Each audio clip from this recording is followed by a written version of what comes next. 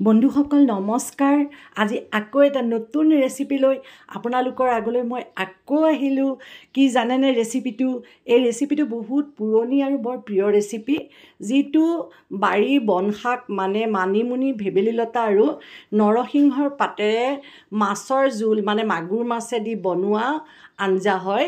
সেইটো আমাৰ আইতা ককাহঁতৰ দিনৰ ৰেচিপি আৰু যিটো স্বাস্থ্যৰ বাবে বৰ উপযোগী। এয়া মই ৰেচিপিটো আপোনালোকৰ আগত আজি শ্বেয়াৰ কৰিবলৈ ওলাইছোঁ। চাওকচোন আপোনালোকে কেনে পায় ৰেচিপিটো। প্ৰথমতে মই বজাৰলৈ গৈ এয়া মাগুৰ মাছ আনিলোঁ আৰু মাগুৰ মাছখিনি আনি ভালকৈ ধুলোঁ। ধুই পেলাই এয়া মাগুৰ মাছখিনি চাওকচোন কেনেকৈ কাটি লৈছোঁ। মাগুৰ মাছ কটাটো বৰ সহজ নহয়, তথাপিতো মই এয়া কটাৰীৰে মাগুৰ মাছ টুকুৰা টুকুৰকৈ এয়া কাটি ল'লোঁ।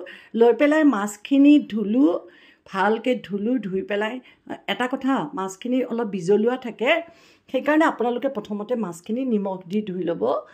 ময়ো তেনেকৈ নিমখ দি ধুই লৈছোঁ। লৈ পেলাই নিমখ হালধি সানি মাছখিনি এয়া চাওক কেৰাহীত ভালকৈ ভাজি ল'লোঁ। আনফালে এয়া চাওক মই আপোনালোকক দেখুৱাই আছোঁ মানিমুনি, নৰসিংহ আৰু ভেবেলী লতা। আপোনালোকে ধৰিব পাৰিছেনে? এই শাক তিনিওবিধ কিন্তু বজাৰত একেলগে পোৱা টান। আজি মই পাই গ'লোঁ আৰু এইখিনি এয়া লৈ আহিলোঁ। লৈ আহি পেলাই ভালকৈ বাছি ল'লোঁ। কাৰণ কিয় জানে, ইয়াত কিছুমান সৰু সৰু পোক থাকে, যিবোৰ আমি চকুৰে মনিব নোৱাৰোঁ। সেইকাৰণে ভালকৈ বাছি ল'ব দেই। তাৰপিছত ভালকৈ ধুই ল'লোঁ।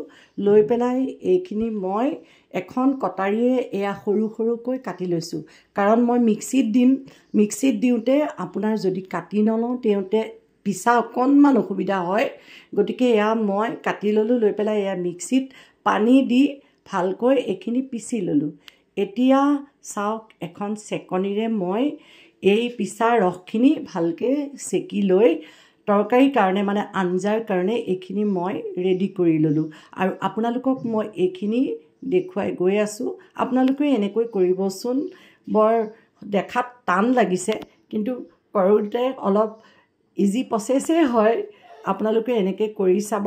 এতিয়া মই এটা পেনত এয়া চাওক অলপ তেল, যিখিনি মাছ ভজা তেল আছিলে তাতে মই অলপ পাঁচফোৰণ দিলোঁ, এটা কেঁচা জলকীয়া আৰু অলপ নহৰু কাটি পেলাই তাতে দি দিলোঁ। আৰু এইখিনি অলপ ৰঙচুৱা হোৱাৰ পিছত ইয়াতে মই এই যে ৰসখিনি উলিয়াই থৈছিলোঁ সেই ৰসখিনি ইয়াতে দি দিলোঁ। এতিয়া ইয়াতে অলপ জিৰা, ধনিয়া আৰু জালুকৰ গুড়া দি দিলোঁ। দি পেলাই ভালকৈ ভাজিলোঁ। ভাজি পেলাই অলপ নিমখ দি দিলোঁ। আপোনালোকেতো ধৰিব পাৰিছেই, ভেবেলী লতাৰ গোন্ধটো সহ্য কৰা বৰ টান আৰু শাকখিনিও বৰ কেঁচা কেঁচা গোন্ধায়। গতিকে ভালকৈ গোটেই মছলাখিনি দিয়াৰ পিছত ভাজিলোঁ। ভাজি পেলাই এটা বাতিত এটা আলু বইল কৰি পিটিকি ল'লোঁ। এয়া দেখিছেনে, আলুটো পিটিকি তাতে মই অলপ হালধি দিলোঁ। দি পেলাই সেইখিনিও ইয়াতে দি দিলোঁ। দি পেলাই গোটেই আলুৰ লগত এই শাকখিনি মিক্স কৰি পেলাই ভালকৈ ভাজিলোঁ। ভাজি পেলাই ইয়াতে দুকাপ পানী দিলোঁ। দি পেলাই উতলিবলৈ দিলোঁ।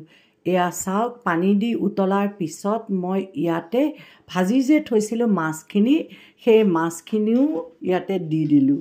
আৰু যেতিয়া সুন্দৰকৈ উতল আহি বইল হ'ল মাছখিনি, তেতিয়া মই এই তৰকাৰীখিনি ডাঠ হৈ অহাৰ লগে লগে এয়া চাওক মই এটা বাতিত তৰকাৰীখিনি আপোনালোকক নমাই পেলাই দেখুৱালোঁ। এয়া দেখিছেনে? এই ৰেচিপিটো কিন্তু মোৰ বৰ প্ৰিয় জানেনে? সেইকাৰণে মই আপোনালোকৰ লগত শ্বেয়াৰ কৰিলোঁ। ৰেচিপিটো যদিও দীঘলীয়া আৰু টান যেন লাগিছে, আপোনালোকে এনেকৈ ষ্টেপ বাই ষ্টেপকৈ কৰি যাব, তেতিয়া একেবাৰে সহজ হৈ পৰিব। তাতে আকৌ স্বাস্থ্যৰ বাবে অতি উপযোগী ৰেচিপি। গতিকে আপোনালোকে এনেকৈ বনাব আৰু লগতে মোক কমেণ্ট কৰিব, যাতে মই আপোনালোকলৈ আকৌ নতুন নতুন ভিডিঅ' এনেকৈ লৈ আহিব পাৰোঁ আৰু আপোনালোকক এনেকৈ লগ পাই থাকিব পাৰোঁ। আজিলৈ আহোঁ আৰু নতুনকৈ লগ পোৱাৰ প্ৰতিশ্ৰুতিৰে